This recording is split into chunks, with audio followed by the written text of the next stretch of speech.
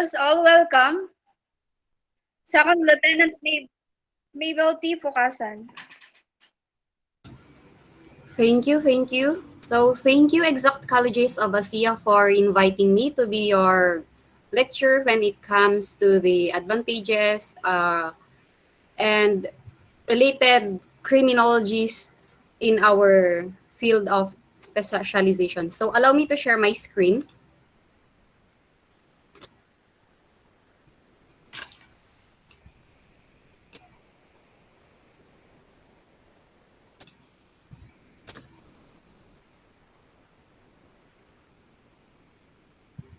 Is my screen visible? Is my presentation visible? Yes, ma'am. Yes, ma'am. Okay, Yes, so ma'am.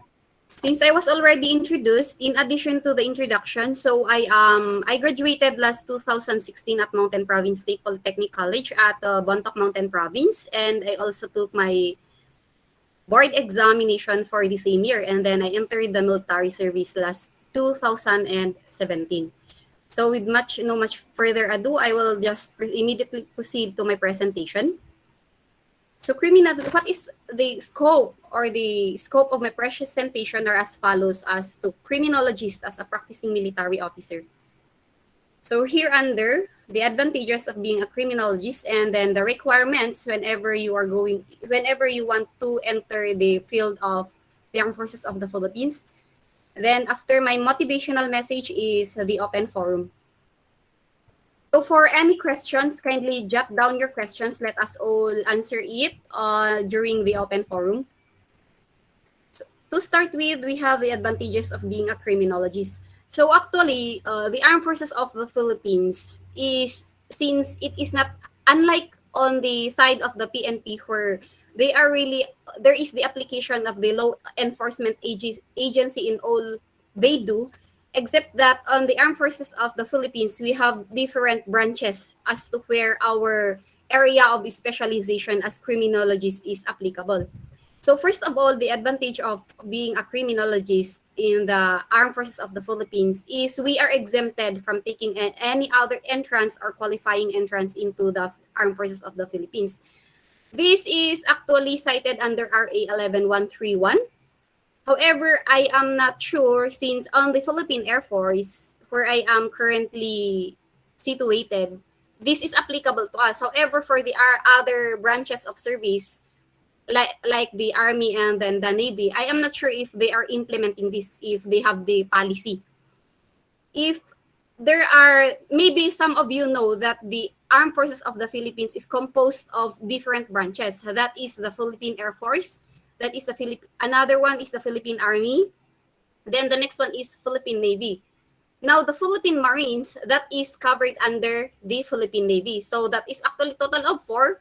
However, some other might think that what about the Philippine Army, Philippine Marines? The Philippine Marines is under the Philippine Navy. So this exemption from taking any other entrance or qualifying entrance into the AFP, we will dig deeper into that as we go on to our discussion. Now, the second advantage is you have the high chance to be assigned to the investigating bodies of the Armed Forces of the Philippines. So like me, since currently I am undergoing schooling, that is the investigation course class, or that is the Provo Marshal, you have the high chance of being assigned to the investigating bodies of the AFP. The investigating bodies of the AFP are the Provo Marshal. Those are the ones who are conducting investigations when it comes to the misconduct of personnel, violations into the bases, etc. The second investigating bodies is the WESPA. That is my current position, my assistant WESPA. That is the Ethical Standards and Public Accountability. Also, that is responsible for the conduct of investigations when it comes to anti-graft and corruptions. We have the VAUC, that is covered under WESPA. Another one is the IG, that is the General Service. They are responsible in conducting investigation as to the performance of each unit. So aside from these investigating bodies of the Armed Forces of the Philippines, you also have the chance to be assigned to the unit of intelligence. That is another one. Another one is the Human Rights Office. Those are the possible. However, please do note that whenever you are going to enter into the armed forces, we have different recruitments. We have the special enlistment, and then we have the regular enlistment. If you are going to enter through regular enlistment, probably you will be assigned, there is no you are not 100% sure that you will be assigned into where you are, into where what you have into where your course is aligned. Since that is only regular, we are prone to being deployed at different areas, so that would be the disadvantages also when it comes to the regular enlistment. However, when we do the special enlistment, that is, you are going to enlist into the military service using your skills. Let us say you are a graduate of criminology, you are already a registered you are a criminologist, and then you have various experiences. Probably you will use your skills and then your qualifications to enlist into the military service using that. So probably you will be assigned into the into related criminology related profession, that is either intelligence, human rights office, or the investigating bodies of the AFP. The second one is you do have the advanced knowledge with regards to law enforcement. Since the AFP are being deployed to different areas, we have those who are deployed into the who are assisting the Philippine National Police on the road traffickings. We have the NTF-LCAP. All along, whenever you are encountering different cases where you can apply your knowledges, you are at advantage to that, since others who are not graduate of criminology and or who are not registered criminologists, they lack knowledge when it comes to law enforcement. Another advantage of being a criminologist is additional points for promotion. Of course, you're a registered criminologist, then probably you will have an additional points for promotion. So all in all, those are the ones that we have collated the advantages of being a criminologist. So we will go on to the, for your questions, kindly just jot it down, then you may deliver it during our open forum. Can you still hear me? Yes, ma'am. Yes, ma'am. Yes. So I will immediately proceed to my next topic. That is based on the provided topic for me is I'm going to discuss the advantages. We have the requirements. Though under these requirements, I already included those qualifications, and then what are the different kinds of procurement, and then immediately follow the motivational and the open forum. So we have three types. Actually, in the Armed Forces of the Philippines, we have three types of procurement. We have the candidate soldiers. Later on, we will dig deeper into this. We have the officer candidate course, and then the probationary officer training course. So first is the candidate soldier.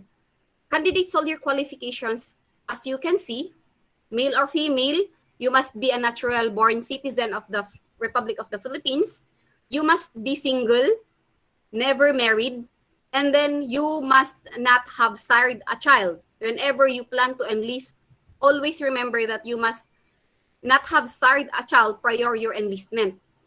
So since this candidate soldier, this is only for enlisted personnel. So these are, when it comes to the Philippine National Police, these are the non-commissioned officers.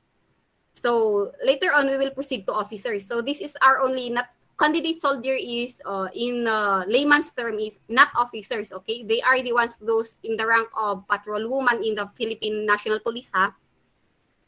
So at least we are recruiting under this is at least 72 units in college or K-12 graduate, height of at least 5 feet for both male and female. However, if your height went beyond 5 feet, you are already disqualified. However, if you are a national commission indigenous people, of course you can have a height waiver that is accepted for those who are members of the NCIP. At least 18 years old, but not a day older than 22 years old upon admission or training. Then you must be physically and mentally fit for military training. And then you have of good moral character. So moving on, actually this candidate soldier is, the training for this is 4 months. 4 months that is always conducted at Lipa City, Batangas. That is only 4 months. As for the basic qualifications, now we will move on to the officer. So this is usually the Philippine Air Force Officer Course, Philippine Navy, and then the Philippine Army. So you can see shown are the qualifications whenever you plan to enter or when you plan to apply into the officer candidate course of the 3 different branches of services. You must be a baccalaureate degree holder. It does not mean that you must have passed the board exam or whatsoever. As long as you have a baccalaureate degree holder, you are a natural born Filipino citizen. You must be at least 20 years old but not a day older than 25 years old on the date of admission. So that means when you are 25 and 1 day on the date of admission, you're already disqualified.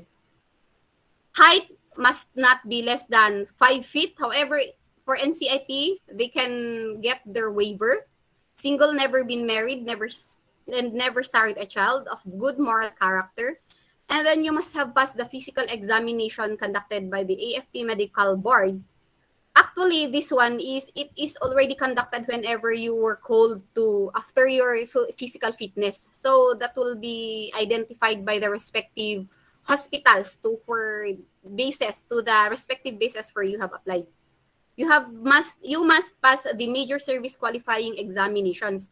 Now, in this issue that we have the entrance, I have mentioned earlier that the registered criminologists have the advantage of not taking, you have the advantage or the privilege of being exempted to take any qualifying examinations or entrance examination. We will tackle this on the further later on. So here under are the initial requirements when you are going to apply for the officer candidate course and for the candidate soldier. Usually, these are the initial requirements of being required to you to submit. However, after you have submitted that, they will be giving you instructions for additional requirements that you will be submitting. That is your PSA issued birth certificate, transcript of records, diploma, your ID picture, and then your certification from the school registrar if you are a graduating student. Now, so aside from the candidate soldier course, aside from the officer candidate course, we also have this probationary officer training course. Actually, this is my source of commissionship, the probationary officer training course. So this refers to the pre-commission training conducted to advanced ROTC graduates. So if you are ROTC graduates and you want to use that, then you can proceed for this probationary officer training course. Actually, this OCC, this officer candidate course, is a 15-month training that is conducted at LIPA. So the candidate soldier is 4 months. However, that is only for enlisted personnel. This officer candidate course is for officers. If you want to become an officer, then you may apply for this category. This is composed of 15 months training conducted at Lipa City, Batangas also. That is for Philippine Air Force. However, for the Philippine Army and Philippine Navy, they have their respective base to where they conduct their own training. For the probationary officer training course, that is only 6 months. So CS, 4 months, OCC, 15 months. Probationary officer training course is 6 months. So here under are the qualifications and requirements for POTC. It is just the same with the OCC. However, the difference is on the probationary officer training course, you must be a graduate of advanced ROTC. If you are not a graduate of advanced ROTC, then you are not qualified to apply for this probationary officer training course. Your only choice would be the one is the OCC, the candidate soldier, and the other one is the direct commission program. However, please do note that the direct commission program is you have to process your papers. You have to process your papers to the Air Force or to the reserve command of the respective different branches of the AFP in order for you to proceed to apply for your probationary officer training course. Now, your question, what if I am not an advanced ROTC? You told that only advanced ROTC are only bound for the POTC. Yes, that is only for POTC. However, if you want to be a direct commissioned officer to the Philippine Air Force, you may apply. Example, if let us say we have different categories. So aside from advanced ROTC graduates, we have the TOTC graduates, we have the MAAP graduates, we have the PMAP graduates, or let us say you are a politician, for let us say mayor, you are going to enlist as a reservist. So upon enlistment, you're already a reservist of the Philippine Air Force or Philippine Army or Philippine Navy. After which, if you want to activate your reserve commissionship, yes, you may apply for that. That is called the direct commissionship. That is because you are applying your special skills which are highly critical to support the military operations subject to the needs of the AFP. So here under are the qualifications. As always, must be single and never been married and never started a child. Then, must not be over 26 years of old, reckoned on the date of appointment as a regular officer. Then you must be, please do note that you must be always physically, mentally, and psychologically fit for active military service. So all in all, that is all for the different branches for the requirements. Now, before we proceed to the registered criminologist as to the requirements, as to what better opportunities are waiting for you, let us first answer the frequently asked questions for the OC and the candidate soldier recruitment. So here under, I have already discussed to you the qualifications for the Philippine Air Force and the candidate soldier. So we will move on the next one. Initial requirements, I already have discussed that. How to apply and where? Now here under are the most commonly asked question. Saan ako mag-a-apply? Saan ako mag-a-apply? So always, you may copy this. I guess you have a record of this discussion, so you can screenshot this. The link, whenever if you want to apply or you want to know when is the application, you just go to that link, https://recruitment.airforce.mil.ph. So however, sa ngayon, there are no still scheduled examinations for incoming officer candidates and candidate soldiers. So do you accept walk-in applicants? No. As of now, no. However, if the COVID-19 is uplifted, then walk-in applicants are accepted. I took the examination last year, but I did not pass. Would I be able to take the exam again? Yes, you can take the exam again, as long as you still satisfy the prescribed qualifications. Now, for the conduct, we have, whenever you plan to enter, we have two examinations. We have the PAF GCT or the PAF General Classification Test, and then we have the APSAT. Now, the APSAT, however, if you still plan to enter those two choices, you will use your registered criminologist or you opt to take the examination, yes, you may. Plus, please do note that we have maximum opportunities for the APSAT, for the taking of the APSAT examination. That is 3 maximum. Once you have already took the APSAT for 3 times, you can no longer take the APSAT anymore. I am married and had a child. Am I still qualified to apply for OCS? I have said earlier the requirements must be single, never married a child, never been married. So automatically it is a no. How long is the training? I have already discussed to you. The training for CS is 4 months. The OCC is 15 months, whereas the POTC is 6 months. What is the difference between CS, the candidate soldier, and special enlistment? So this is what I have mentioned to you earlier, that special enlistment are those recruited individuals because of their possession of exceptional skills needed by the Philippine Air Force. What benefits? So the benefits you can see. You can also see this on the web if you want. The passing row score. Now here under is the exam. The passing row score.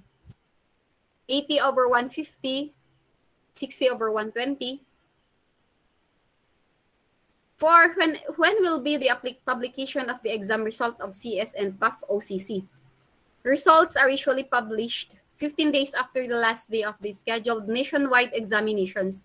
However, this timeline may change due to unforeseen factors such as, like today, we have COVID, so probably it will be delayed, the posting of the results. Is there a waiver for height and age? As I have told you, the height waiver only. Yes, we do not grant height and age waivers. However, for the members of the indigenous cultural communities, like me, I am actually a member of the NCIP, we can ask for height waiver only. Does having a criminal record disqualify a potential recruit from military service? So yes, it is a yes. So once you have already a record, a criminal record, then probably you won't be accepted. Are there special consideration for women enlisting in the military? As you all know, women are only limited to 20% of the total quota. For say example, for today's quota, 20%, example 100, the quota for this year's recruitment is 100. So 20% of that 100 is composed of women. Next is, if I qualify to undergo PFT, what will I perform and what are the requirements to pass? So since you are criminology students, I do believe that you are already trained to when it comes to physical fitness. So I believe you already know this. I am licensed criminologist. Am I exempted to take the exam? So this is what I have been telling you earlier. You have two choices. Either you are going to use your licensed criminologist or you will take your exam. That is your choice. If you will take the APSAT and the qualifying exam, that's your choice. Or if you will choose to use your licensed criminologist, that is your choice. Now, let us move on to the basic qualifications for registered criminologist. Shown, must be a citizen of the Philippines as always, of good moral character, physically and morally fit, must be a graduate of Bachelor of Science in Criminology in any reputable school recognized by CCje. You have to be a registered criminologist. You have your own college diploma and then your birth certificate. Now, what are the basic requirements for registered criminologist? As shown, these are usually your attachments if you are going to use your license to enlist into the Armed Forces of the Philippines. You are only, please remember that you are only exempted to take the entrance and the qualifying exam. For the upcoming exam, for the special written exam, which is part of the conduct of the enlistment board, you are not exempted to take that. Well, actually, this special written exam only is only a predetermined examination as to where your skills are. So please do note, I do believe that you also have this. Those are the requirements for registered criminologist whenever you plan to use your license. Now here under is the point system. So the point system, when you are going to use your license, there you can see the criteria. So your rating, exam rating. So example, let us say your board exam rating is saktong pasa lang. So let us say 75. It is your choice. So why not just take the APSAT and the qualifying exam? You might take a higher score there. However, if you are going to, there is a chance that you will have a higher points if you are going to take the exam.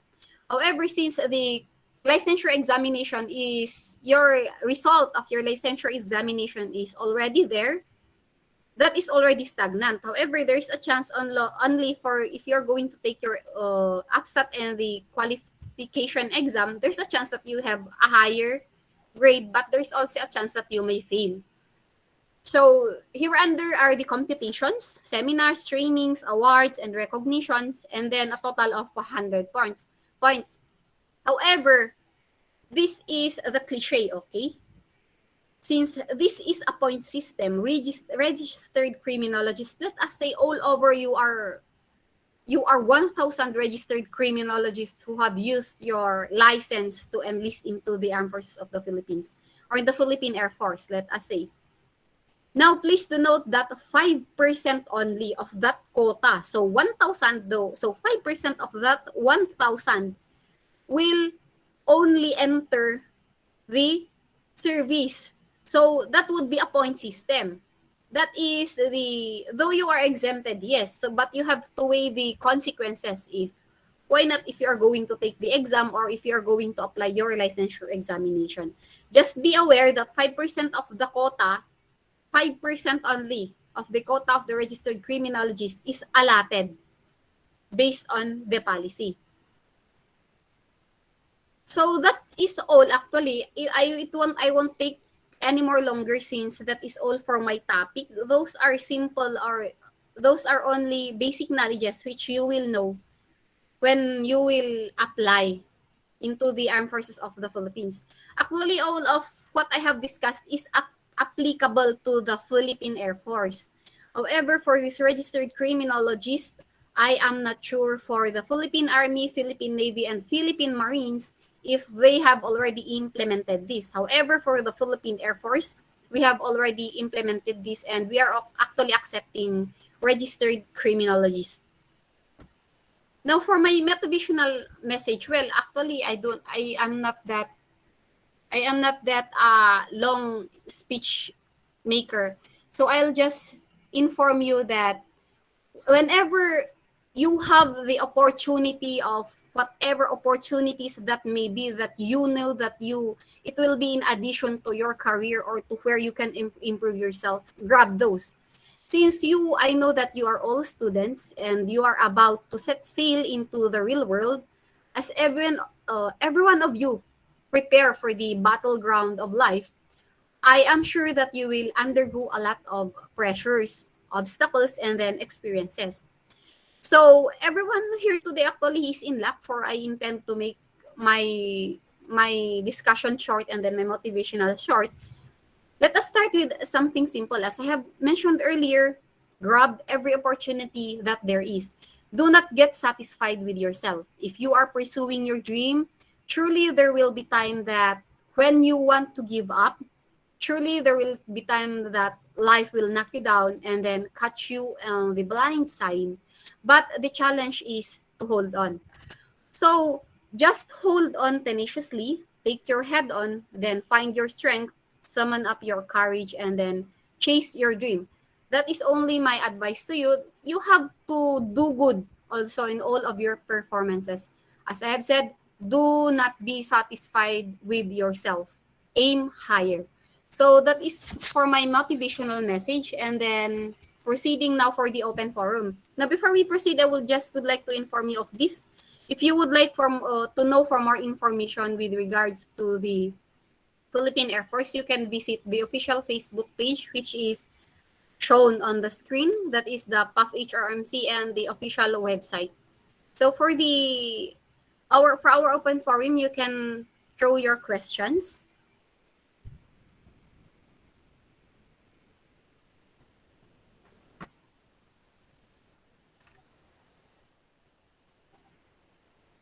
Hello?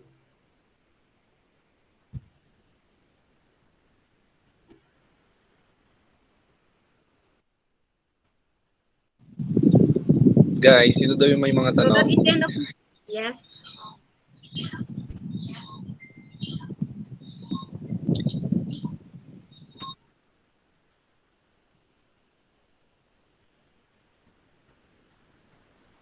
Hello po, ma'am. Good afternoon po. Yes, good afternoon. Tanong ko lang po, ang Scout Ranger po ba, isang school unit po siya ng AFP na pwede rin pong pasukan ng Philippine Air Force? Yes, of course. We have actually Scout Ranger. Actually, Scout Ranger is, we have also on the different branch of services, you can also enter that. However, we cannot assure you. Say, for example, despite that you want to be assigned to that you want to be assigned to the special forces, or you want to be assigned to be a scout ranger, well, we cannot assure you since the assignment of our personnel is being decided by our personnel, by the personnel branch. However, being a scout ranger, it is also a choice. You can also be assigned to that area. That is our combatant unit. Thank you po, ma'am. What's your question?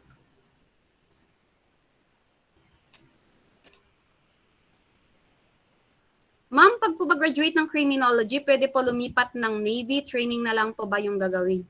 Yes, actually, if you are a graduate of criminology, it is your choice. You can, if you do not want to apply into the Philippine National Police, if you don't want Philippine Air Force, or if you don't want Philippine Army, you may apply to the Philippine Navy. If that is the branch of service that you want to apply, you may go there, and then you will undergo the process, of course, submission of documents, then physical fitness, and then training.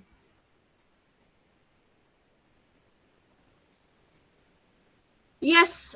So for the question that 5 feet po talaga yung pasok sa criminology. Yes, actually that is not only applicable. The 5 feet height that is provided for both male and female is not only applicable for criminologists.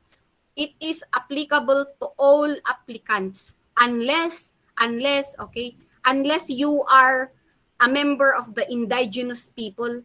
Of course, that 5 feet may be accepted since you will be having your height waiver. However, if you are not a member of the NCIP and then you are below 5 feet, you are already disqualified.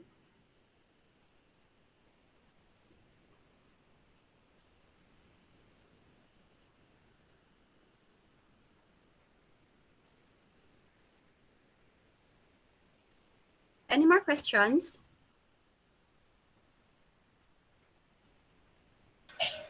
Ma'am, regarding sa Hello, salary, ma'am. Hi, Miss Lerma. Yes, ma'am. Ma'am, How itatanong ko lang sana. 'Di ba yung nag-e-exam sila ng entrance? Ano yun, ma'am? Pag Yes, napasa nila yung entrance, pipili ba sila kung saan department sila or yung mismong head yung pipili kung saan ka ilalagay? Okay, yes. That is a very good question. However, please do note that we cannot assure you as to where department you will be. Unless, this is off records, unless you have a white horse who can pull you out to assign you to that certain unit. However, there is no such thing on our area. There's no such thing as that white horse. So, you have no choice unless your skills, or you have already especially enlisted, where you have already showcased your skills based on your records. Probably you will be assigned to a certain area or a certain unit to where you can apply that skills of yours. However, there is no assurance that just because you are criminology, you will be assigned to the intelligence. No, that is not an assurance. Since the Armed Forces of the Philippines, that is an all-around jack of all trades, they say. Another question is, how about naman po, ma'am, yung mga di pumasa sa medical? So, all in all, unang-una is you have to pass your medical. So, if you fail your medical, we are very sorry, but you are already disqualified. Well, you can apply again if you can. Pwede naman. Say, for example, you have, for those who failed that 2020 iVision, then after probably they failed because of their iVision, then they have undergone the surgery process or laser, nagpa-laser sila, then next year they can apply as long as they have already passed the qualifying, the minimum requirement for the iVision. Pwede po ba yung 4'11" height? Okay, yung 4'11" height, yes, pwede. However, pwede ito if you are an indigenous, you're a member of the NCIP. However, if you are not a member of NCIP, it is not allowed. You are already disqualified. This is one of the disqualifications. Good afternoon po, ma'am. Paano pag saktong 26 years old, nakagraduate po ng criminology? Qualified pa rin po ba siya? Now, as I have told you, not a day older. Say for example, not a day older than 25 years old. However, you are already 26 years old. You are already disqualified. Mamas ko lang po, kapag po graduate ng criminal, pwede ka po magtrabaho ng police kahit hindi ka na po makapag-take exam. Oo. Note, for this question, if you can be enlisted to the Philippine National Police, actually, the screening of the Philippine National Police is you have to have your own eligibility. So, our eligibility actually is, kung hindi ka man nag-take, if you will not take the exam, or example, you fail to take the board, if you failed your board exam, you can take your NAPOLCOM. You can take the NAPOLCOM. So, ang NAPOLCOM, that is one of the accepted eligibility when you are going to apply in the PNP. However, say example, you failed the board exam or the licensure examination of the criminology, you failed the NAPOLCOM exam, there's your one chance, that is the civil service eligibility. You can use that.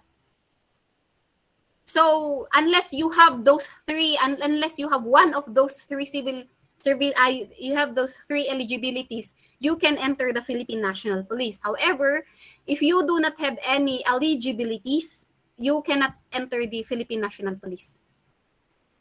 Di po ba pwede kumuha ng age waiver if 27 years old na po pataas na kagaya sa mag-a-apply ng PNP? Now, as katulad nung ipinakita ko sa slide kanina, we do not give height waiver or age waiver, except only for those members of the indigenous people where they can get their height waiver to the NCIP. For medical naman po, ma'am, what are the common na tinetest to be qualified? For the medical, usually naman, you have your own OJT, right? I guess you have already undergone these tests.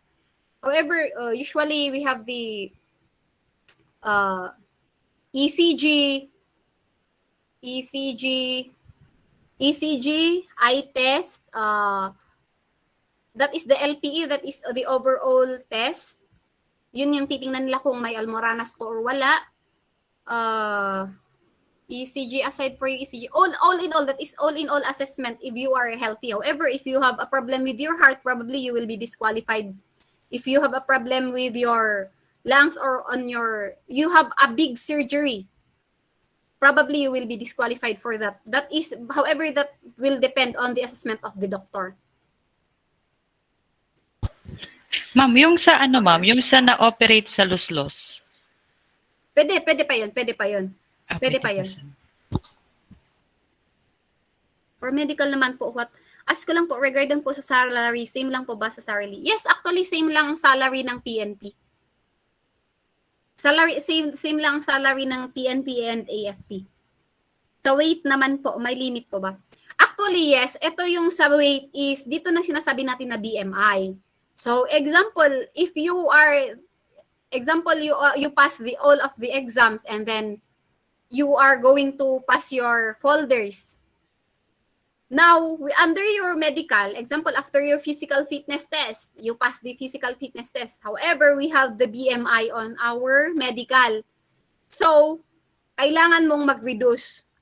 Since, actually, when we are overweight, actually, those are some of our personnel are being removed from the service. Probably because of, they are not physically fit. So you have to, for your weight should be normal based on your BMI. Kapag underweight ka, you have to eat more in order for you to get to the normal weight. Ma'am, ano po yung mas mahirap? Board exam or NAPOLCOM?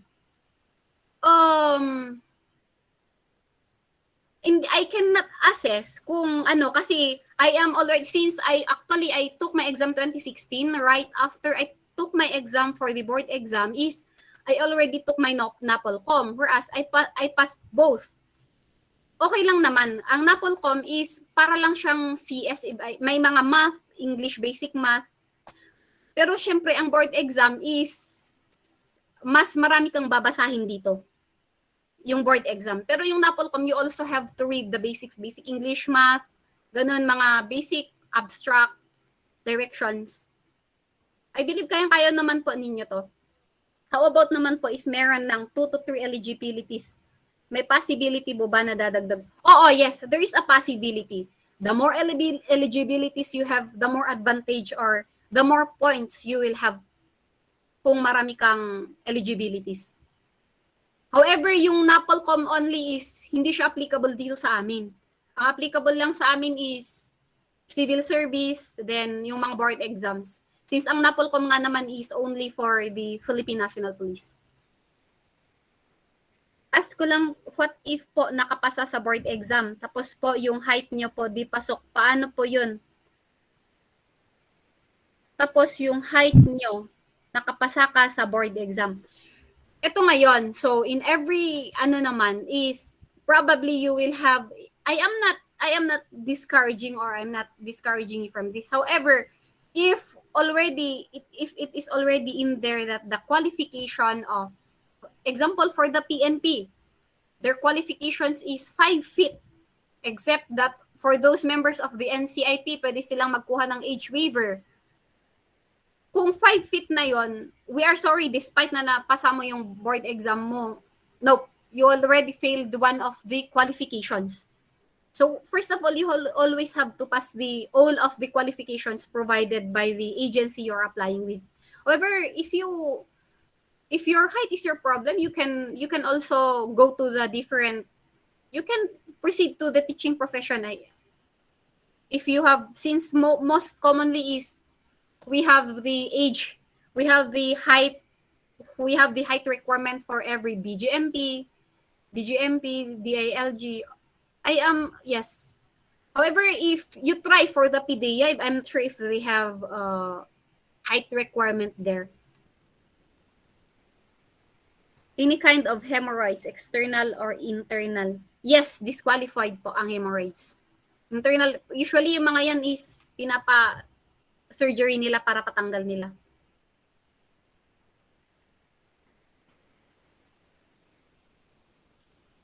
Lahat ng klase ng sakit, bawal. Since ang EFP is more on, the training is, you have really to be physically fit. Say for example, you have lahat ng mga to actually is klaseng sakit. Actually, you don't know that your teeth alone must your dental records. Let us say, for example, we have specific qualifications for dental. If you have, let us say, let us say you have 6 in front, yung dito sa harap, may 6 ka na magkakatabi na wala lahat doon. In short, parang bungal ka. Probably, you will be disqualified. You will be disqualified on your medical. Probably. So, lahat naman ng klase ng sakit, bawal. Lahat ng klaseng sakit that is perilous to the AFP organization or that will put you in danger while you undergo your training is you will be disqualified. So, simply, if you have konting, kahit isang ngipin lang ang wala actually is you have to put denture on it. Bawal ang may sakit na kahit ano. Yung mata po, hindi po ba? Yes, we have, ang mata is, I have told you earlier, kapag hindi mo na qualify yung 20/20 vision, of course, you will be disqualified. 20/20, that is what we require for your medical. Sa medical ka madi-DQ, sa medical ka madi-disqualify kapag hindi mo napasa yung vision mo.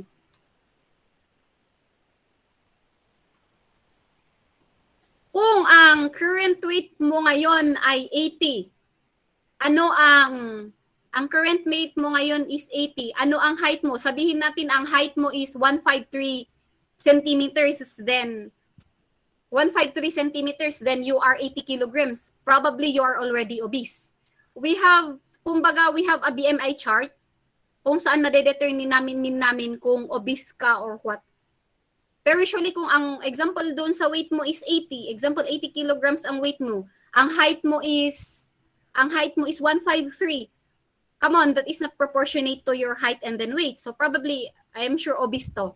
80 kilograms since 60 for 153 centimeters is high normal. 61 kilograms high normal. Okay lang po ba kahit colorblind sa PNP? Nope.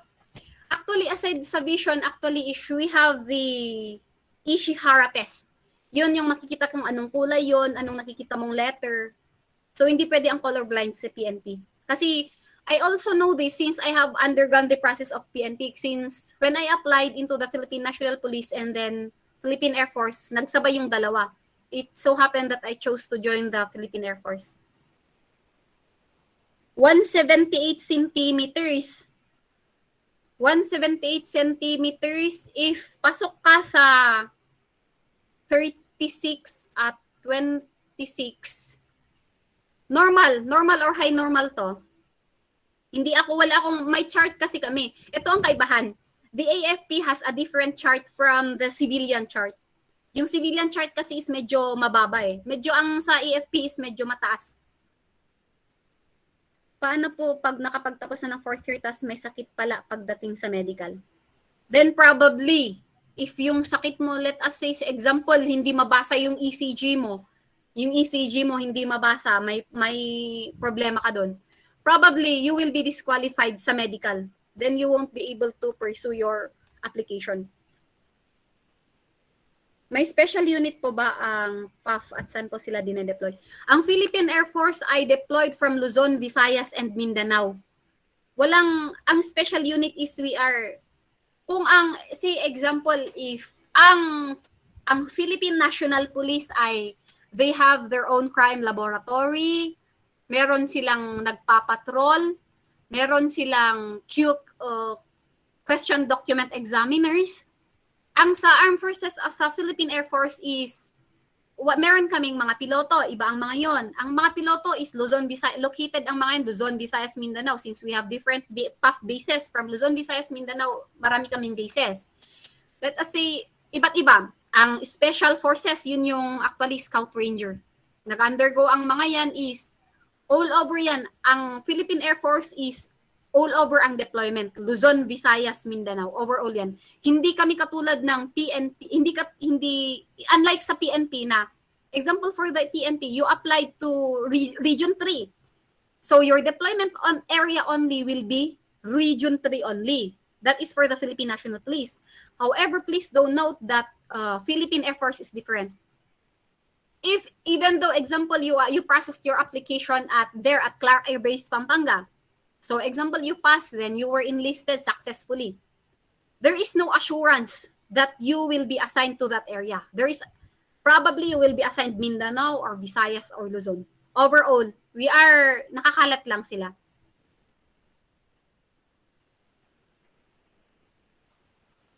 Wala ba akong na-miss?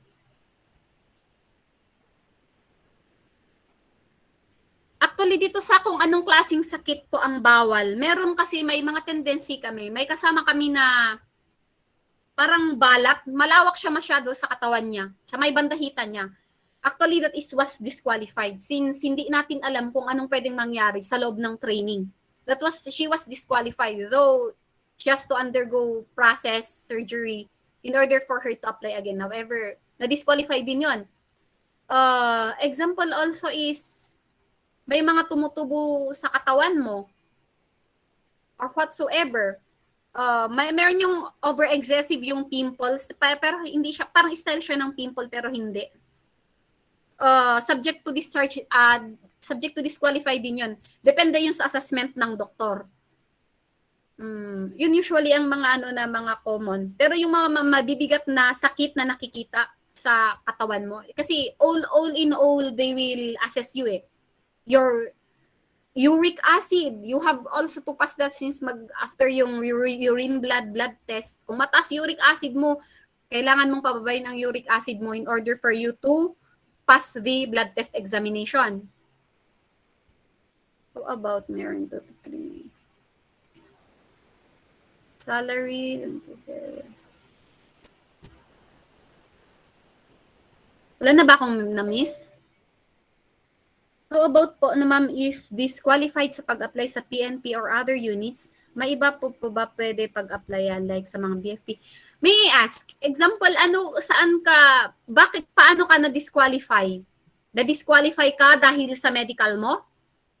Then probably kung yung medical mo na yun, na-disqualify ka dahil sa medical. Example, na-disqualify ka dahil actually, yung medical is naka-enclose na din dyan yung neuro. So, under the neuro is mag-take pa rin kayo ng neuro exam.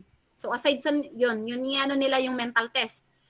Kapag, example, sa medical mo, bumagsak ka sa neuro, na-disqualify ka sa neuro, bagsak ka. Sa PNP is, after, example ngayon, nag-apply kami, nag-exam kami ngayon 6 months, bagsak ako. Let us say, this month. After 6 months, pwede na ulit ako mag-apply sa PNP. Pwede na ulit ako mag-apply in order for me to be able to take the neuro exam. However, kung bagsak ka na, example kasi sa Philippine National Police is they have 2 recruitment style. That is the attrition. They have the regular recruitment and then the attrition recruitment. Minsan nagsasabay yun or minsan mga 2 months or 1 month susunod naman ng yung isa. Probably you won't be able to take that since the 6 months has not yet lapsed. Hindi pa nag-lapse yung 6 months from the first time na nag-take ka ng neuro mo. How about sa medical? Kapag kasi sa medical kayo na DQ, mahirap na yon. Lalo na magkaka-record kayo dyan. However, kung ang medical na bagsak ka lang naman sa medical dahil lang sa dental mo, say for example, yung anim yung kulang na magkakatabi sa harap ng probably disqualify yun since we have our dental requirements. However, if example, nagpa-implant ka ng 2, then nagpa-fix bridge ka, na-fix bridge mo na ayos, probably pwede ka na mag-apply ulit. Kahit na na-disqualify ka, pwede ka ulit mag-apply kung doon ka lang na-DQ. Pwede rin sa neuro, kung bumagsak ka lang sa neuro mo, pwede ka ulit mag-apply. However, kung ang sakit mo ay example, may nalaman sila na may heart problems ka, may butas yung heart mo, probably, you will be disqualified. Wherever na kahit saan ka mag-apply sa PNP, BGMP, or what, since i-assess din nila yan. How about naman po, ma'am, kapag hindi ka pasado sa bar exam, pwede pa bang what do you mean? Bar exam sa law ito, di ba? Board exam siguro yan, ma'am. Baka nga board exam to. Pwede naman. Sa BFP at saka sa BGMP. Ang sa BFP, if I'm not mistaken, kung walang eligibility sa kanila is pwede. Hindi kasi ako nag-apply ng BFP and BGMP. However, May fire, ma'am, yung fire exam. FO1 exam, parang ganun.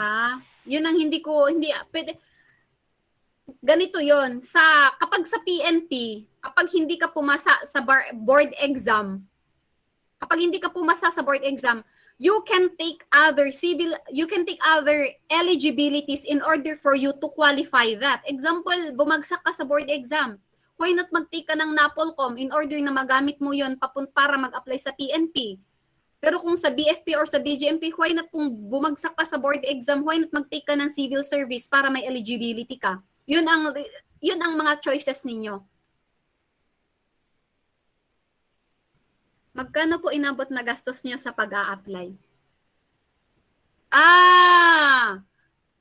Depende yan. You have also kailangan mong i-assess kung saan yung biyahe mo. Example, you are located there at Pampanga. So you are from Pampanga. So kung CS, candidate soldier, ang in-applyan nyo, probably you can process your application dyan sa Pampanga mismo sa Clark Air Base or sa Basa Air Base sa Angeles City. However, kung ang in-applyan ninyo ay officer candidate course, probably ang processing ng application ninyo ay sa Villamor Air Base, that is sa Pasay City. So you have to consider naman yung transportation ninyo, back and forth, gastos ninyo. Probably kung may problema kayo sa dental, automatic yon. Mas malaki pa, what if gusto niyo talaga mag-Air Force, then yung ngipin nyo is 6 yung butas sa harap, kailangan yung magpa-implant para makompleto yung needed na requirements. Probably yun ang gagawin ninyo. Ang hindi ko matotal kung magkano yung gastos ko, pero kaya nyo yan, kaya ng magulang nyo yan. Medyo malaki yung akin kasi board exam. Paano po kaya yung fire exam, ma'am? Susugod po sa asa. Hindi naman. Ano lang din yan eh. Mag-exam. Siguro naman, kaya, hindi kasi ako never akong nag-take ng fire exam sa ng BFP or BGMP. So, hindi ako masyado. However, kung sa PNP tsaka sa PAF, knowledgeable naman ako.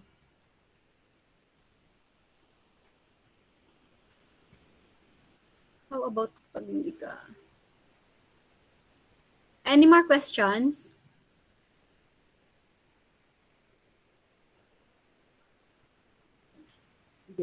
Is there any more question, guys?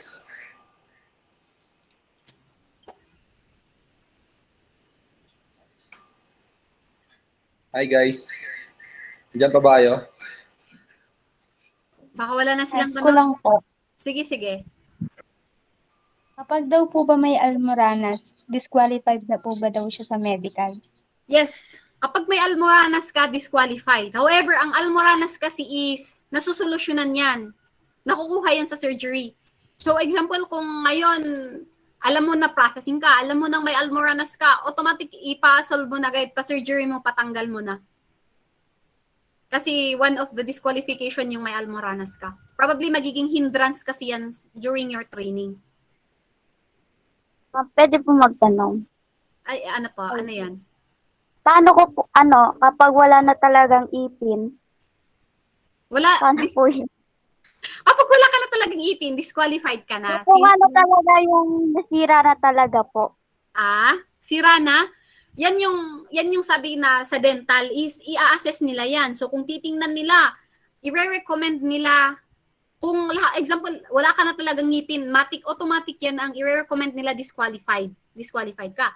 However, kung sa ngipin mo, usually ka naman kasi sa dental examination is, yan, dyan na sila magre-recommend ng, bago ka magpa-clear is, magpa-cleaning ka, kailangan mo magpagawa ng denture, kailangan mo magpapasta. Yun ang usually ang recommendation sa mga dental. So after mo na nagpapasta or na-comply mo lahat ng compliance mo doon sa dental, probably pwede kang bumalik doon, ipa-clear mo yung dental clearance mo. However, kung wala ka ng ngipin, sasabihin naman yun ng doktor sa'yo, ng dentist mismo, sa base mismo, kung disqualified ka na or kung ano ang mga pwede mo pang gawin. Pwede naman, kung marami kang pera, pwede kang magpa-implant overall. Kaso mahal ang implant. Paano po yung may arthritis? Disqualified po yung may arthritis. What about sa mga thick teeth po sa harap ganun? Ilan ang kulang sa harap sa teeth ninyo? Usually may mga na-encounter ako, yung iba 4 yung bakante sa harap ng ngipin nila. Ang in-advise sa kanila is fixed bridge. Probably yun ang re-recommend sa inyo ng dentist prior kayo magpa-clear sa kanya para makapag-proceed kayo sa sunod na process ng medical ninyo. Yung iba is nagpapa-implant and then fixed bridge.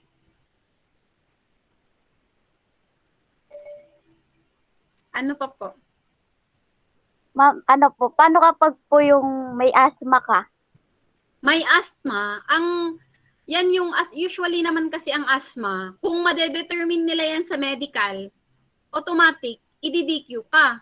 However, kung hindi nila yan madedetermine, since ang asthma kasi is prone, lagi ang takbuhan, more on physical, maraming physical exercises, probably, magiging hindrance yan. So, automatic disqualified yan ang re-recommend nila. Pero kung may mga instances naman na yung mga asthma is nahihil naman nila, na-overcome nila, probably, kung na-overcome niya yun, pwede. Pero kung yun, hindi. Since more on physical exercise, it will just be a hindrance na during your training. Ay, during in-service, after training nyo pa din, more on, andun pa rin ang physical exercises.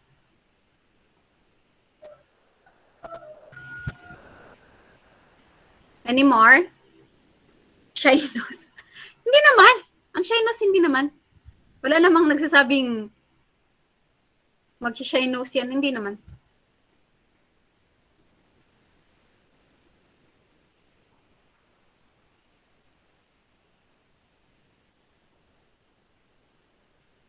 Ano pa?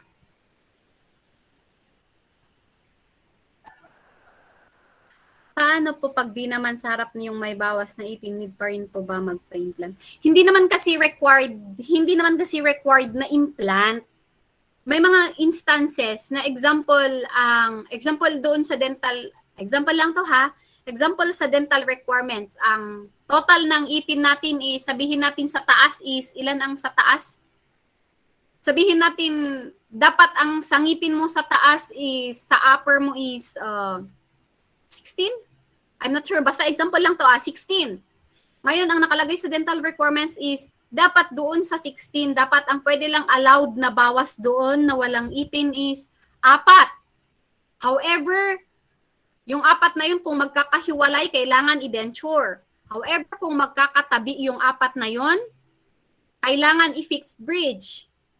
Kaso, minsan, depende kasi yan, may mga dentist na nire-require nila na kailangan implant yung dalawa. Kasi dalawa lang dapat ang bawas lang sa taas. Yun ang magiging instances. However, may mga instances naman na yung 4 usually, example dito, denture ko lang yan. May dalawa dito, may dalawa dito. Ipapadenture ko yan para ma-solve yung mga ipin ko.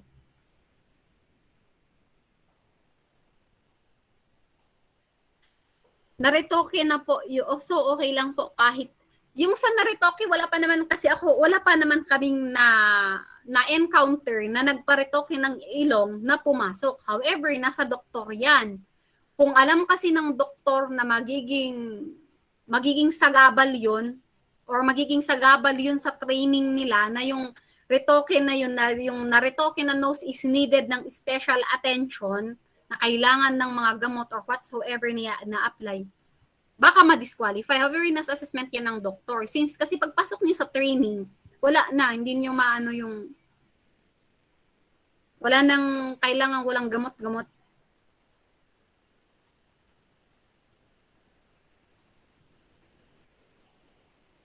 Magastos, pero babalik din naman kapag na-employ na kayo. Tanong po, Ano? ano po yung mga duties and responsibilities po ng Philippine Air Force? Yung pinaka-duties and responsibilities po. Wala kaming, ang actually is, ang makikita lang ninyo we have different duties and responsibilities. Iba't ibang unit yan, iba't ibang branch. However, kung i-generalize natin is, more kami sa himpapawid, more kami sa external territories, yung guarding kami sa external territories, and then we serve as, kami yung backup, or we support the Philippine National when it comes to, the Philippine National Police when it comes to internal security. Since we are also in charge of our external security, external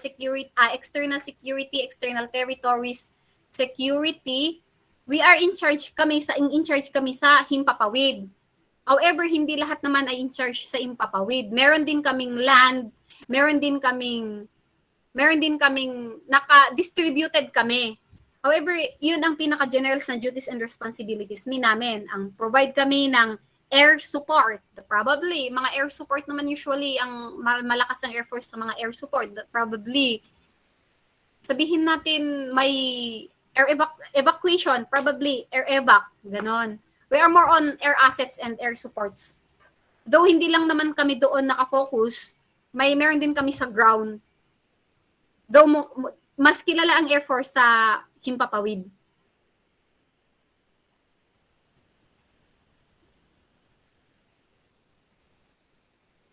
Pwede naman. Kahit sungki yung ngipin mo. As long as ganito yan. Ang dental kasi, example, parang x-ray, kalimutan ko ang term, basta yon. makikita nila, example, may impacted tooth ka. Ang impacted tooth ay yun yung nakatago. Nakatago na hindi nakalabas. Kailangan nilang patanggal mo yan. Kung yung sungki mo yan, i-determine yan ng dentist kung hindi ba yan magkukause ng problema. Probably hindi na yan papatanggal, i-clear ka. However, kung alam niya na magkukause yan ng problema, baka ipabunot niya yan sa'yo, then pa-denture, yun ang advice sa'yo. Pero hindi ka madi-disqualify dyan. Ma'am, tanong po. Oo. How long does your training last po? Depende yon. Kasi ako is, nag-training ako 2017, training ako, then 2018, nag-training ulit ako, and then 2019, nag-training ulit ako. Then probably after 3 years or 6 years is training na naman ulit. Hindi matatapos. Depende yun sa, example, for me ha, since after my graduation from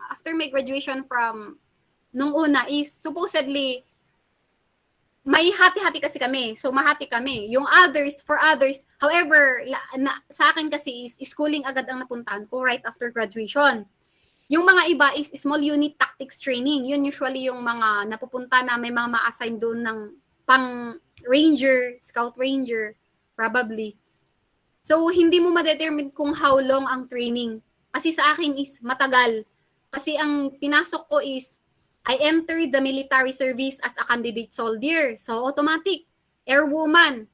So kung sa police yan is PO1 yan. Pero ngayon, ang PO1 is patrolwoman na ang tawag sa kanila sa PNP. So after nun, application ulit ako. So after, since wala akong advanced ROTC, may special kami, nagkandak ulit kami ng training, special pre-POTC. So after ulit ng training ko na yon, nag-POTC naman ako, that is almost 7 months na naman. Pero depende, kung gusto mong, it depends. Kung gusto mo ng OC, 15 months. Kung gusto mo ng POTC, pero just make sure that you passed all the qualifications. Hindi natatapos ang training actually. Trainings and schoolings, hindi natatapos.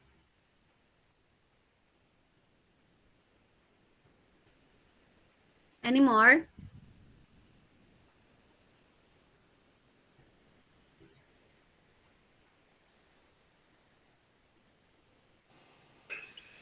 Ma'am, yung sa wisdom tooth nila, pag nakatahiga, Kapag nakapahiga, automatic yun, ipapatanggal, papabunot yun. Kasi baka mag-cause yun ng sa training. Sa loob kasi ng training, hindi natin, may mga unexpected na, kasi may stress kayo sa loob, hindi natin alam ang mangyari. So probably kung nakahiga yung wisdom tooth mo, automatic papabunot yan sa'yo. Papa-require nila na ibunot mo yun, pabunot mo. Though may naman, sa processing is may bunot naman din. Ma'am, paano naman po yung instances na may tattoo? Yung tattoo, sorry, disqualified ang may tattoo. Ang mga may tattoo, hindi tinatanggap. So kapag mag-apply kayo, make sure na wala kayong tattoo. Kasi yun yung sabi natin na light physical examination. Yun yung maghubad kayo lahat, i-assess lahat nila. Tingnan ba nila kung kompleto ba yung mga fingers mo, wala bang kulang sa katawan mo, ganon. Ang piercing, okay ang piercing sa mga babae.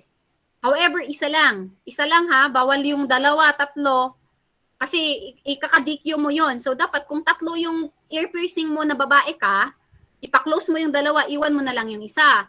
Pero kung ikaw lalaki ang may piercing, kung may piercing ka at hindi man ipapa-close, disqualified ka. Kahit maliit or malaki ang tattoo mo, bawal pa rin. Disqualified pa rin yun.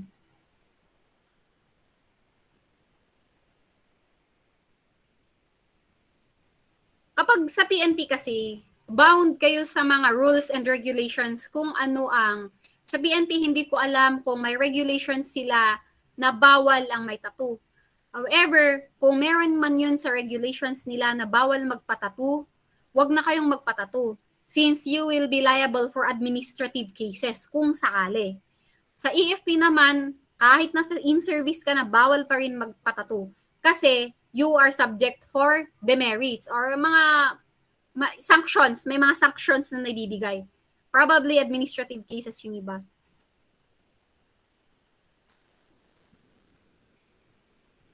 Ma'am, bawal din po ba yung may opera? Actually, yung sa opera, depende yung sa operation mo. Kasi, kung malaki masyado na prone na mag-open, probably, i-DQ ka. However, may isa kaming classmate na tinanggalan ng maliit lang yung operation sa kanya. Though may tinanggal lang sa sa loob ng niya. Tapos tinanong kung ilang years, probably kung nag-heal na yun, automatic pwede ka naman matanggap.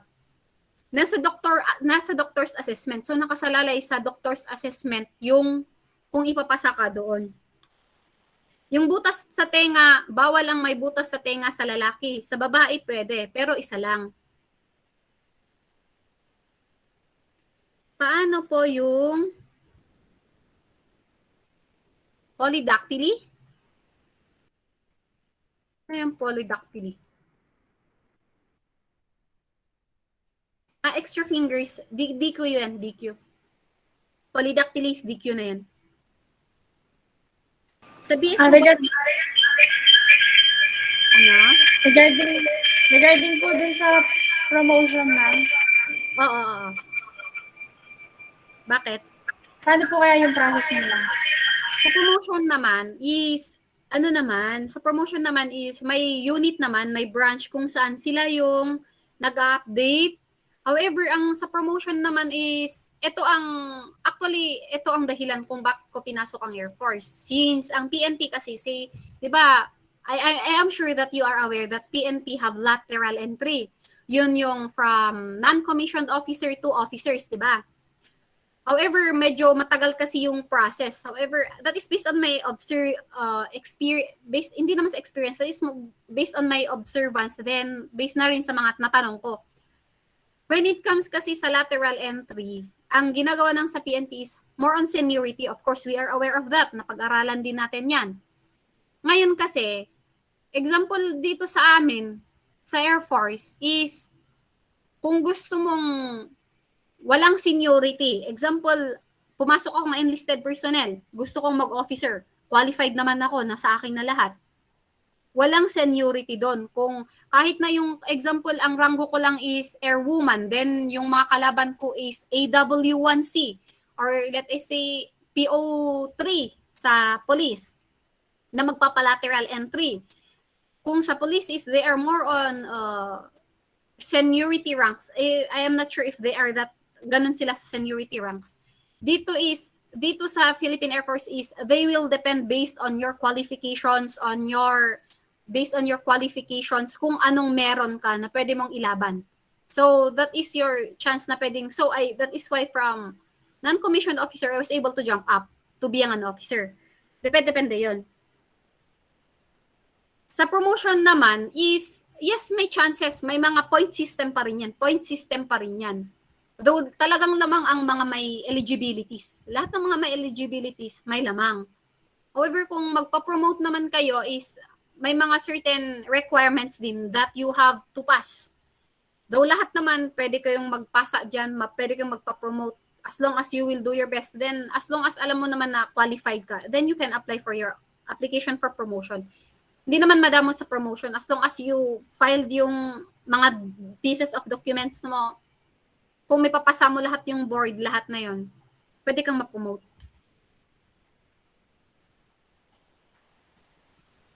Sa BFP po ba, required din po ba medical?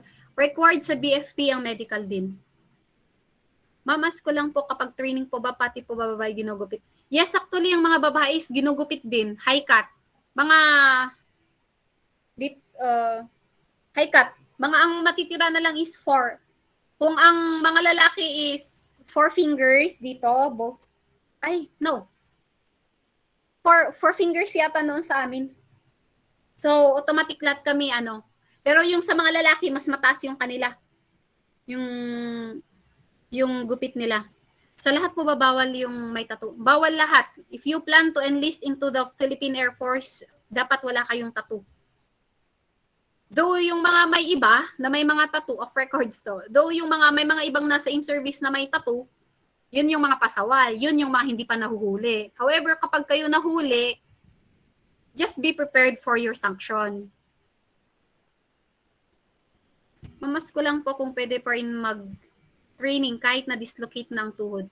Kapag na-dislocate na ang tuhod, pwede naman yan kapag walang hindi siya impede. Kasi may mga iba kaming na may na-dislocate naman, though capable naman kahit anong gawin is walang naramdaman.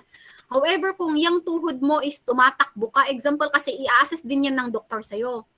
Kung masakit yan, kahit konting takbo mo lang, alam mong delikado, probably hindi ka papayagan.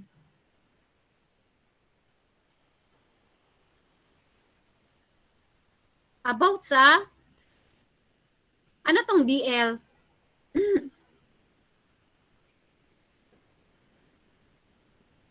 Kakalungkot ang Fernandel.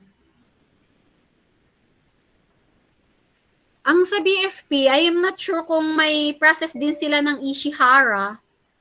Kasi ang PNP at AFP lang kasi ang naano ko. Pero kung sa BFP is BFP colorblind, try natin tingnan. Hindi kasi ako ng BFP eh. Pero kung sa both sa PNP at saka sa AFP, bawal ang colorblind. May blind test din pala. May blind test kasama din pala ang BFP, BGMP. May blind test din sila. Usually naman kasi yung sa vision test, Ishihara test, aside kasi sa titingnan nyo yung mga numbers, titingnan din nila kung hindi ka ba yung malapit tsaka yung vision mo, may color blind test din sila.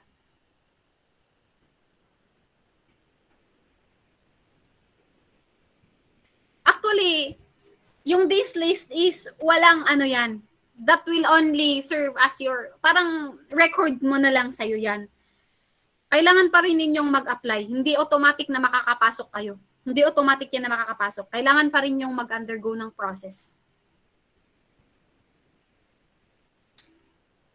Ano pong mga bawal sa BFP sa medical? Yun yung hindi ko masasagot sa BFP since hindi naman ako nag-process. However, sigurado ako na common din, same lang yung processing ng sa BFP tsaka sa PNP. So kung ano man ang process namin, probably ganun din sa kanila. Though hindi kasi ako sa BFP since hindi naman ako nag-apply sa BFP. Ang nakapag-apply lang ako is sa PNP and then the Philippine Air Force.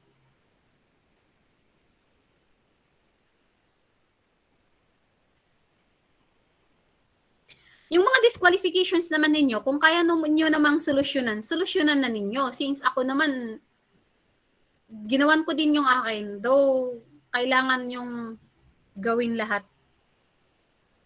I-ensure na lang ninyo na lahat sa under ng mga sa DILG. Sa DILG is we have DILG, PNP,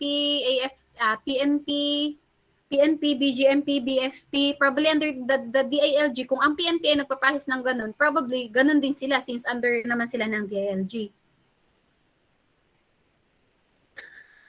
Wala. Ang this lister, wala yan. Though, additional yan. Yan yung, sabi natin na, your achievements during your college years will be the one that will probably allow you to be included on the quota. Kasi, may promotion, may enlistment board kasi yan. So, probably, you have to, magyabang ka din. So, you have to see all your qualifications in order to impress the board. Since ang final na magpapasa sa iyo is yung board. Sila kasi yung pinaka-last. So probably kung dislist ka, probably mabibilib sa iyo yung board sa iyo. Probably may ka sa point system nila. Kasi ang mga awards ninyo from your students is, lahat ng mga awards ninyo, trainings, kaya nga pinapasubmit din ng mga yun, at least may additional points ka doon.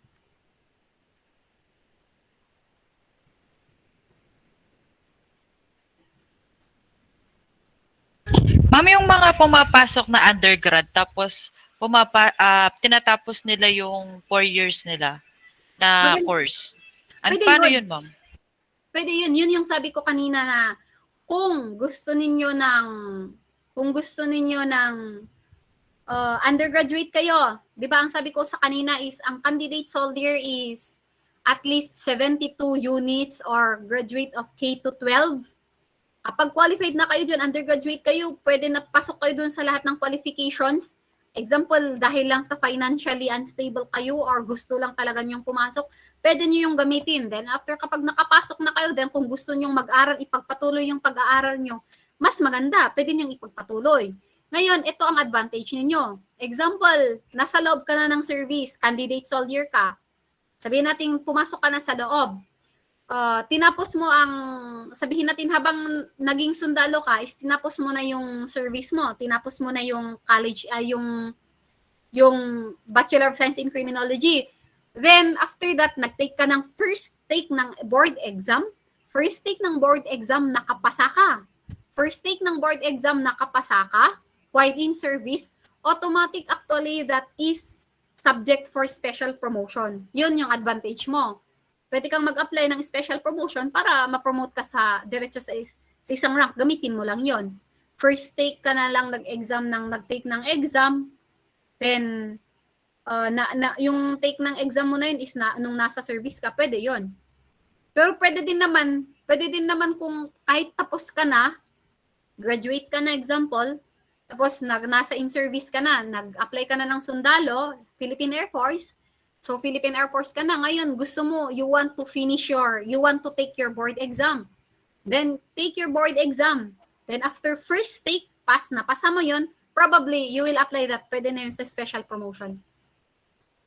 Apply mo yun for you to be specially promoted. Pwede naman yun.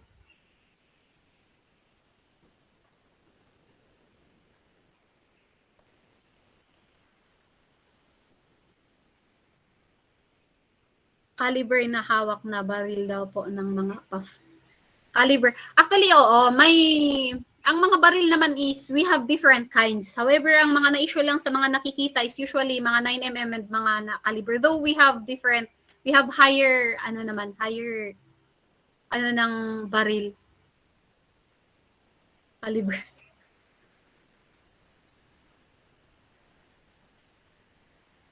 Meron naman yung mga caliber na issue sa amin na baril. Though yung iba, napapakita yung iba nakatago. Any more questions?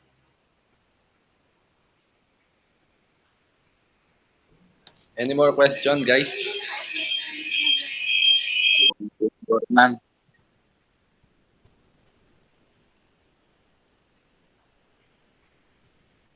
Wala na? Ano yung ma'am, process nung, 'di ba, nasa loob ka na tapos gusto mong mag-aral ulit? Oo. Paano yung mo nun, ma'am, yung duty mo? Paano nila yun?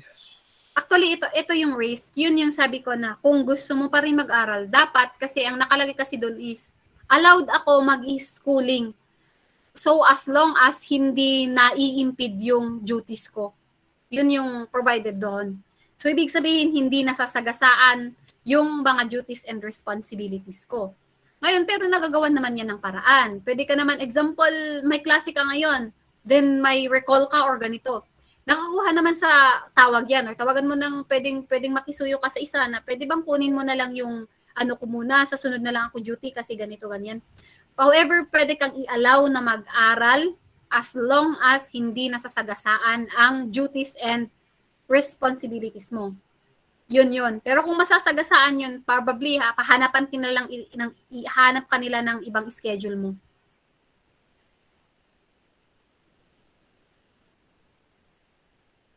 Kapag nakapasa na ng training, may issue na kayo ng baril, yes.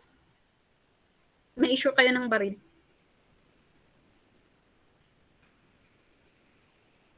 Oo, yes. Dati kasi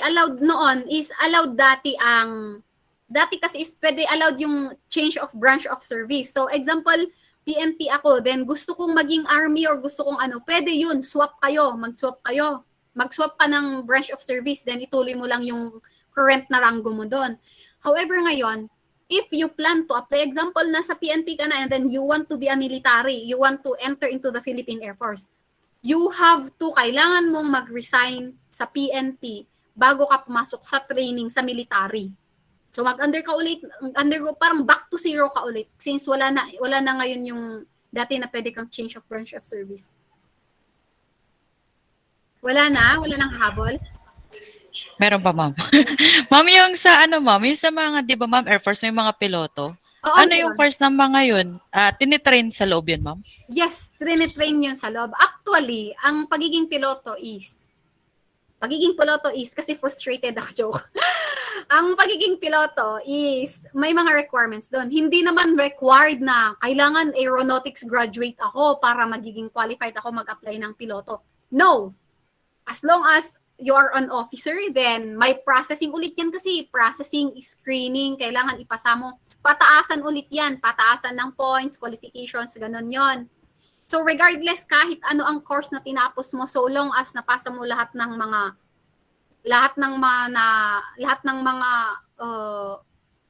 requirements nila, qualifications nila, ranking na lang yun sa lahat ng mga ano, basta as long as pasok ka sa qualifications nila.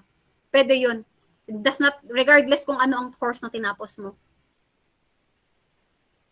Paano naman po kapag nag-military ka tapos gusto mo mag-PNP? Yun yung sinasabi ko. Kung gusto mong mag-PNP, kung example ako from Philippine Air Force, kasi actually ang plano ko, gusto ko din. Kung sakali man ako, gusto kong kapag tatanda na ako, di ba? Since ang Philippine Air Force is overall kasi yan eh. What if gusto kong mag-PNP, yun ang... However nga ngayon, sabi ko, bawal na ngayon. So kung gusto kong mag-PNP, probably mag-resign ako dito sa magpa-honorable, either ang gagawin ko, kung hindi ko man tinapos yung early retirement, kung saan pwede akong magpa-early retirement, magpa-honorable discharge na lang ako, in order for me, para makapag-apply sa PNP.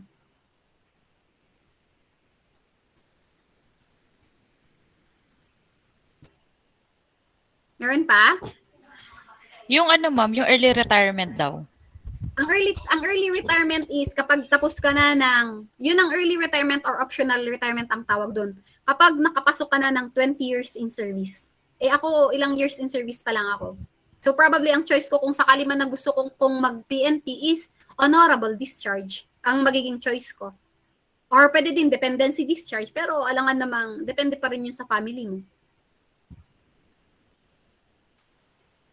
20 years in service yung early retirement. Kung gusto mong optional early retirement, kapag naka 20 years in service ka na, pwede ka nang mag-file ng early retirement. Yung mandatory, ma'am. Ang mandatory is at the age of 54 or 56. At the age of 56, pwede ka na, yun na yun. At the age, yun yung sabi nila na iba ang sa optional or early retirement kasi is yung kung ilang service ka. However, pagdating naman sa mandatory retirement is at the age of 56. Kapag 56 years old ka na, pwede ka na for mandatory retirement.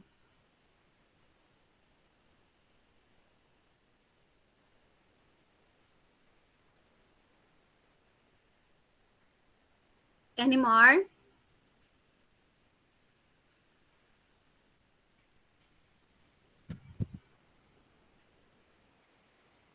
Ano pang mga tanong? Kapag ba daw, ma'am, 'di ba, mataas na 'yung ranggo mo doon sa PNP tapos gusto mo daw pumasok sa military. May points daw po ba 'yun? Meron. Yun yung sabi ko may points yun. Yun yung sabi ko na probably since you are ang ranggo mo sa Philippine National Police is SPO1. So ikaw consider yun ng Philippine Air Force yung background mo. Example yung qualifications ko is example ako is yung Philippine National Police example is investigator siya sa Philippine National Police. So SPO1 automatic yan. So probably tatanggapin ka yan, automatic tatanggapin ka ng Philippine Air Force considering yung background mo, your experiences. Probably diyan kanila i-assign sa Probo Marshal. Automatic yun, Headquarters Air Force, Probo Marshal. Ilalagay kanila sa investigating body ng Philippine Air Force. I-assess din yan ng board. Pwede po ba maging aeronautics noon pag naging Air Force ka? What do you mean aeronautics? Pwedeng maging Ma'am, pwede rin po ba maging aeronautics noon pag naging Air Force ka? Course ba to? Itong sinasabi mo, kung example hindi ka nakapagtapos, nag-Air Force ka, ngayon gusto mo magkuha ng kursong aeronautics, edi you can go to mag-aeronautics ka. Pwede naman yun. Mag-apply ka lang, request for schooling. Pwede na yun. Actually, maraming benefits ang kapag sa retired ka na. Pwede ka nang mabuhay. Kaso depende kasi yan. Lump sum. Depende yan sa lump sum mo. May mga depende yan, pero malaki na yun. Malaki yung makukuha mo kapag nag-retire ka. Kukunin nila yung lump sum mo. Tapos example, sa mga vacation leaves mo or sa mga sick leaves mo, hindi mo lahat yun ginamit. Probably, babayaran pa rin yan sa'yo. Automatic additional yun. Lump sum, usually, hindi ko maano kung magkano, pero malaki usually yung nakukuha ng mga retards. Pero, kung may loan ka tapos magre-retire ka, ano pa nila yon, isosolve pa nila yon. Example, magre-retire ka na, example, gusto mo nang mag-retire, may loan ka pa hanggang next year or ilang years.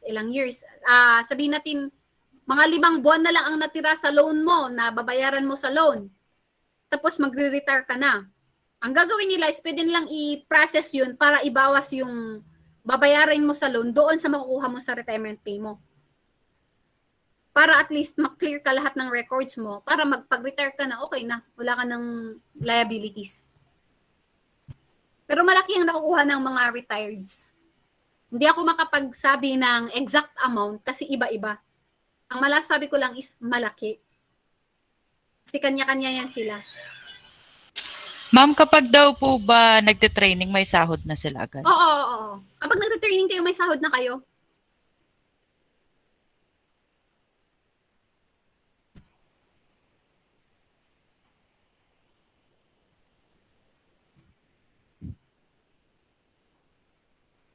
Ano pa?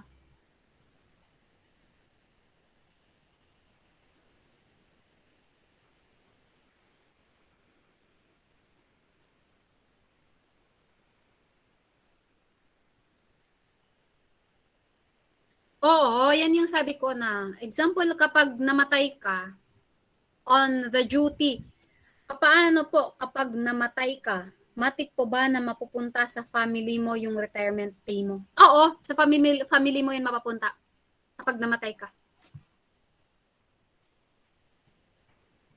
Processing na naman yan.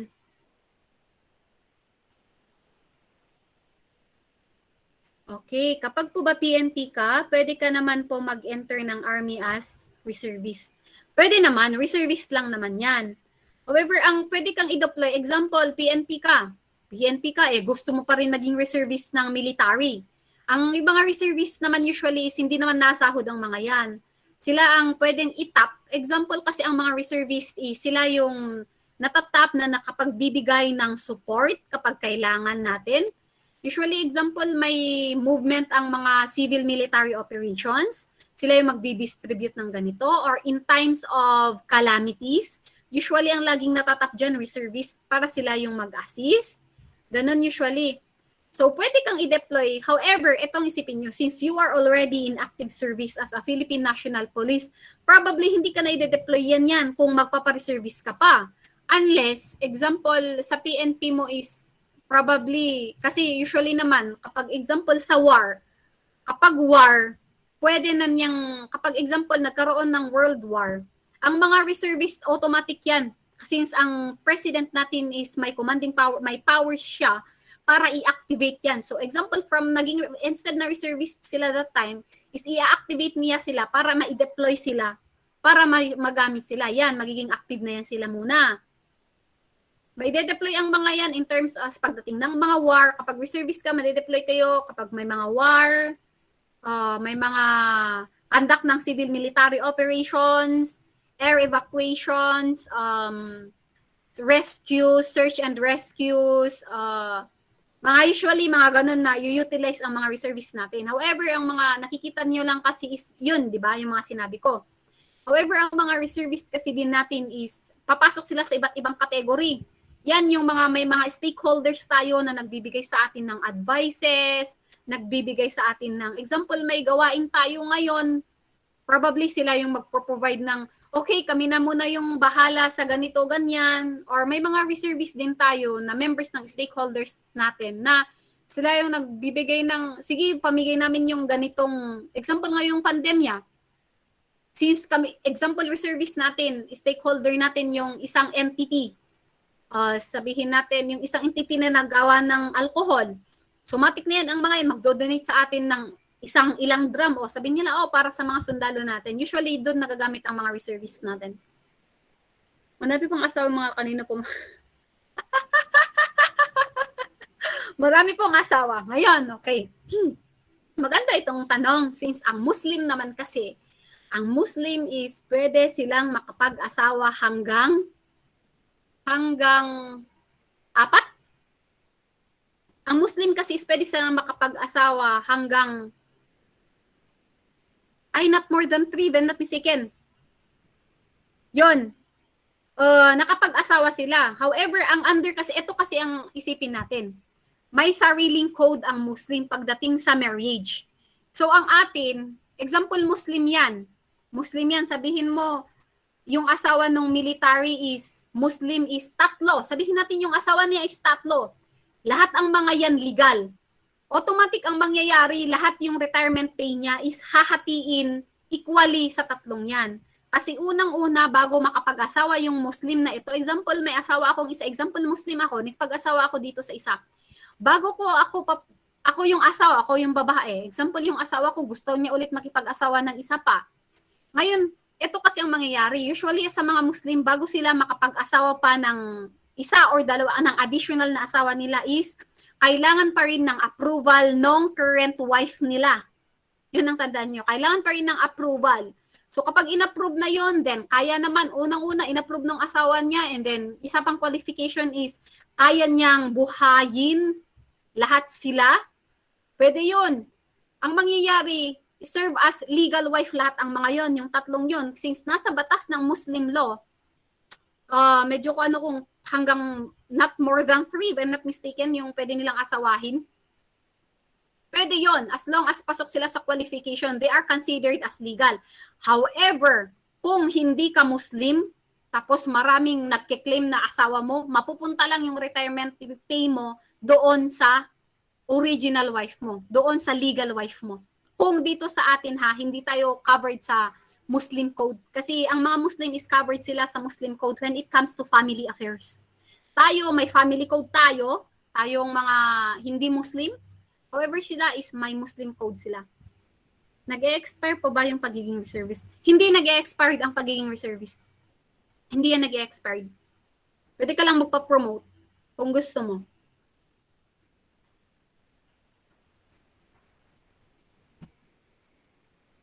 Ano pa? Ma'am, pantay-pantay lang daw po ba sila nun? Oo, pantay-pantay lang. Kasi they are considered, buti na lang itong Muslim code na to, pinag-aralan namin. Since undergoing kasi kami ng investigation course ngayon, so natakol namin yung Muslim code. So at least, naging lucky lang ako. Pantay-pantay pa rin sila yan. Kasi they are considered as legal wives. Wives na, big wives. Ano pa?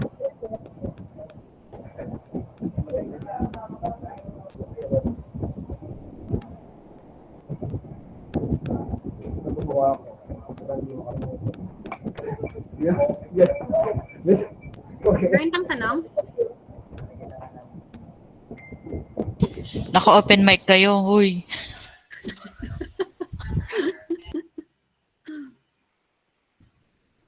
Meron pang tanong? I guess ma'am, wala na po.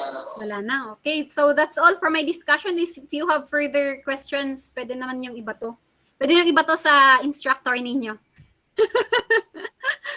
Thank you, ma'am. So that's all for my discussion. Thank you, thank you. Again, thank you. Second Lieutenant MAYBELLE P. FOCASAN. I am sure our audience have learned a lot from you, ma'am.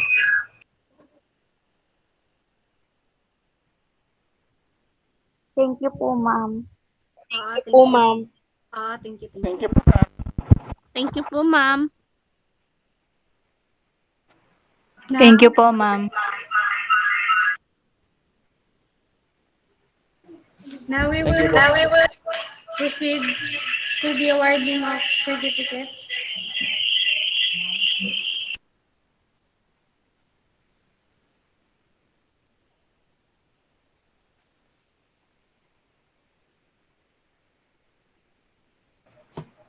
Colleges of Asia, College of Criminal Justice Education, Suklay Narayat, Pampanga, award this Certificate of Appreciation to Second Lieutenant MAYBELLE T. FOCASAN, Registered Criminologist, Philippine Air Force, in recognition of her valuable contribution as resource speaker in the webinar entitled Being and Living as Criminologists in the Field of Criminal Justice, given this 13th day of November 2021 at Colleges of Asia, Suklay, Narayat, Pampanga,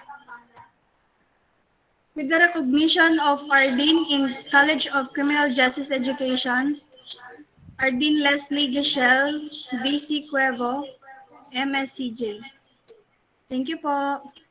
So thank you.